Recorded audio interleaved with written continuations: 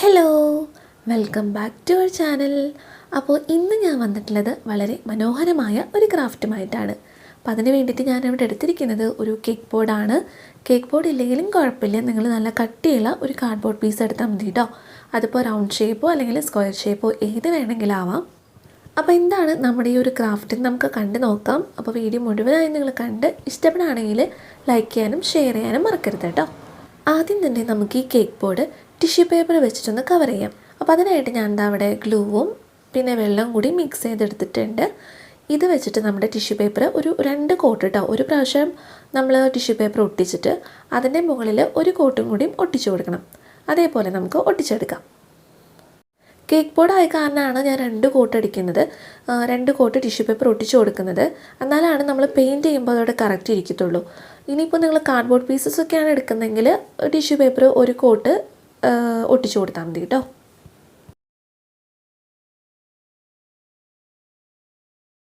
അങ്ങനെ നമ്മൾ ടിഷ്യൂ പേപ്പറൊക്കെ ഒട്ടിച്ച് എല്ലാം നന്നായി ഉണങ്ങിയിട്ടുണ്ട്. ഇനി നമുക്ക് കുറച്ച് കാർഡ്ബോർഡ് പീസസ് ഇതേപോലെ കട്ട് ചെയ്തെടുക്കണം. നമ്മൾ കുറച്ച് ബ്രിക്സിൻ്റെ ഷേപ്പിൽ ഒട്ടിച്ചു കൊടുക്കാൻ വേണ്ടിയിട്ടാണ്. അപ്പോൾ നമുക്കത് ഒട്ടിച്ചു കൊടുക്കാം. അപ്പോൾ ഈ കേക്ക് ബോർഡിൻ്റെ ഏകദേശം ഇത്രയും ഭാഗം കേട്ടോ, ഹാഫ് ഭാഗം വരുന്നില്ല, ഒരു ഭാഗം മാത്രമേ നമ്മൾ ബ്രിക്സിൻ്റെ ഷേപ്പിൽ ആ ഒരു മോഡലിൽ ഒട്ടിച്ചു കൊടുക്കുന്നത്. അപ്പോൾ ഇതെല്ലാം നമുക്ക് ഈ ഒരു രീതിയിൽ ഒട്ടിച്ചെടുക്കാം.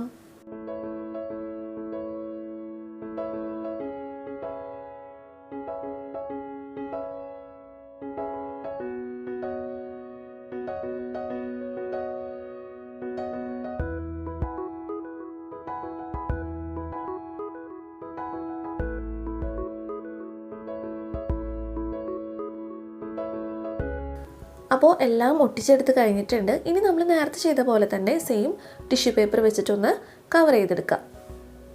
ഇത് ഞാൻ ഒരു പ്രാവശ്യം ടിഷ്യൂ പേപ്പർ ഒട്ടിച്ചെടുത്തിട്ടുള്ളൂ കേട്ടോ. ഇനി ഇത് നമുക്ക് നന്നായിട്ട് ഉണങ്ങാനായിട്ട് വെയിറ്റ് ചെയ്യാം. അതിന് ശേഷം അടുത്ത പണികൾ ചെയ്യാം.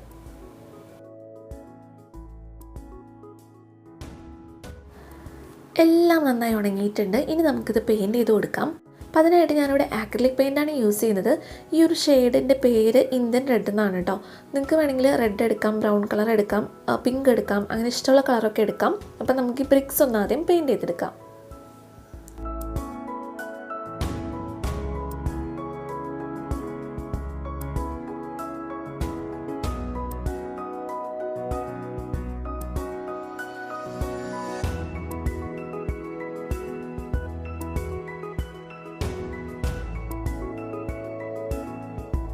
ഇനി ഈ ഒരു ഭാഗം പെയിൻറ്റ് ചെയ്യാനായിട്ട് ഞാൻ 3-4 കളേഴ്സ് ഇപ്പോൾ ഇവിടെ എടുത്തിട്ടുണ്ട്.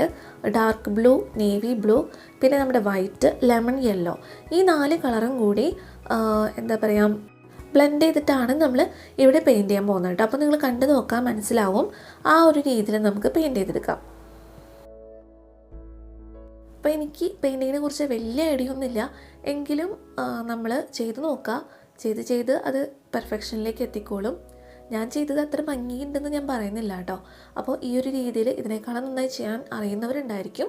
അപ്പോൾ ഈ ഒരു രീതിയിൽ നമുക്ക് ഒന്ന് പെയിൻറ്റ് ചെയ്തെടുക്കാം. സെൻറ്ററിൽ വൈറ്റാണ് വരുന്നത്, അതിന് ചുറ്റും ലെമൺ യെല്ലോ, പിന്നെ ബ്ലൂ, പിന്നെ ഡാർക്ക് ബ്ലൂ, ആ ഒരു രീതിയിലാണ് നമ്മൾ പെയിൻറ്റ് ചെയ്തെടുത്തിരിക്കുന്നത്.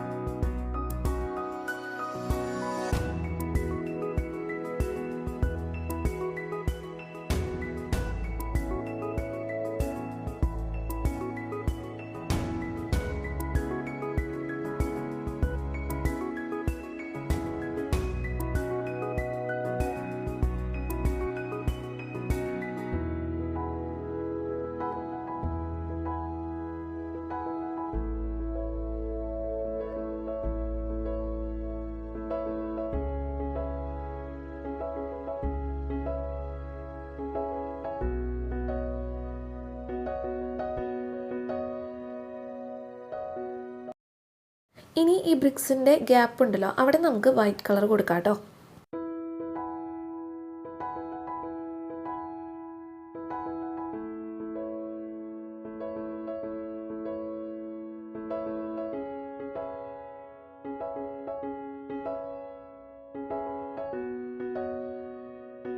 ഇവിടെ നമ്മളൊരു ലാമ്പാണ് ഉദ്ദേശിക്കുന്നത്.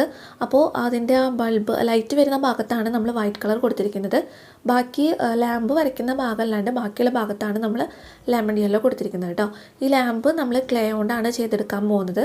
ഇനിയിപ്പോൾ ക്ലേ നിങ്ങളുടെ കയ്യിലില്ലെങ്കിൽ നമുക്ക് പെയിൻറ്റ് യൂസ് ചെയ്തിട്ട് വരച്ചു കൊടുക്കാം.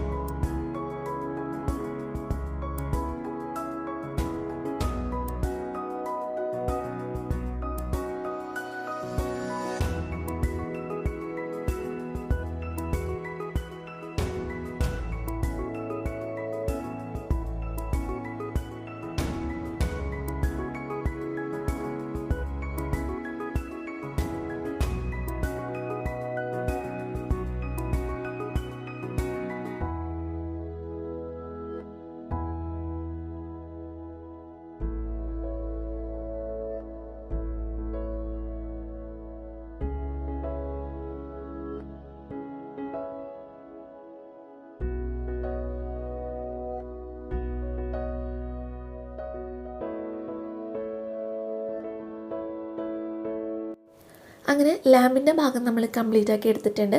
ഇനി ബ്രിക്സിൻ്റെ മുകളിൽ കുറച്ച് കാര്യങ്ങൾ ചെയ്യാം.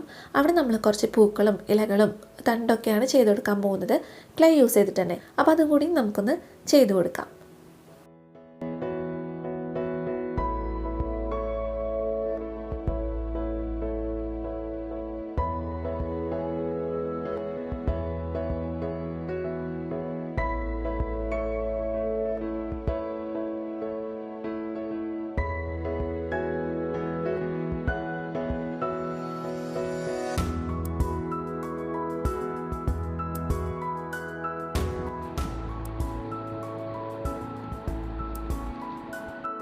അപ്പോൾ ആ ഫ്ലവേഴ്സും ലീവ്സും ഒക്കെ ഒട്ടിച്ചിട്ടുണ്ട്. കുറച്ച് ബഡ്സും ഉണ്ട് കേട്ടോ അതിൻ്റെ ഇടയിൽ.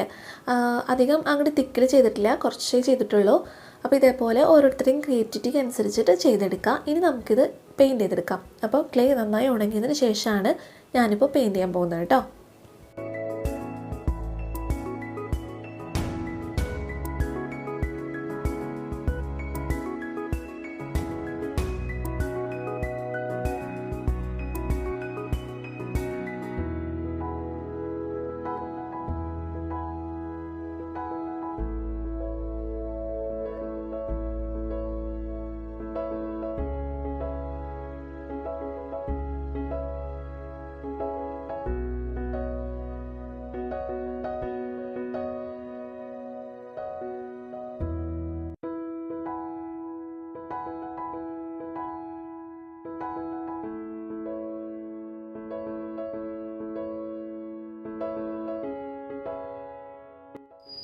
ഈ പൂക്കളുടെ കളർ ഞാൻ അവസാനം മാറ്റി കൊടുക്കുന്നുണ്ട് കേട്ടോ. ഇപ്പം ഞാൻ പിങ്കാണ് കൊടുത്തിരിക്കുന്നത്. പക്ഷേ നമ്മുടെ ബ്രിക്സിൻ്റെ കളറും ഈ കളറും ഏകദേശം സെയിം ആയി പോയി. അപ്പോൾ പൂക്കൾ അങ്ങോട്ട് എടുത്ത് കാണിക്കുന്നില്ല. അപ്പോൾ അവസാനം ഞാൻ കളർ മാറ്റി കൊടുത്തിട്ടുണ്ട്.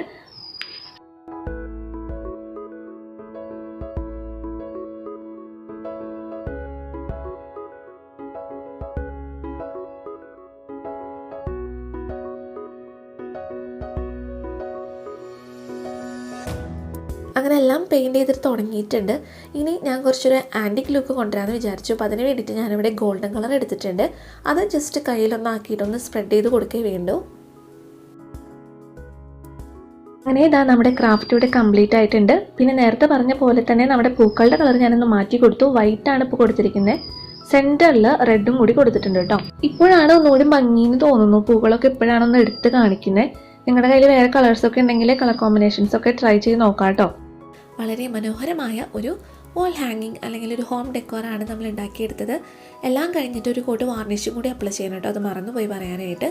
വാർണിഷും കൂടി അപ്ലൈ ചെയ്ത് കഴിഞ്ഞാൽ ഒരുപാട് നാൾ കളറൊന്നും മങ്ങാതെ കേടൊന്നും കൂടാതെ ഇരിക്കും.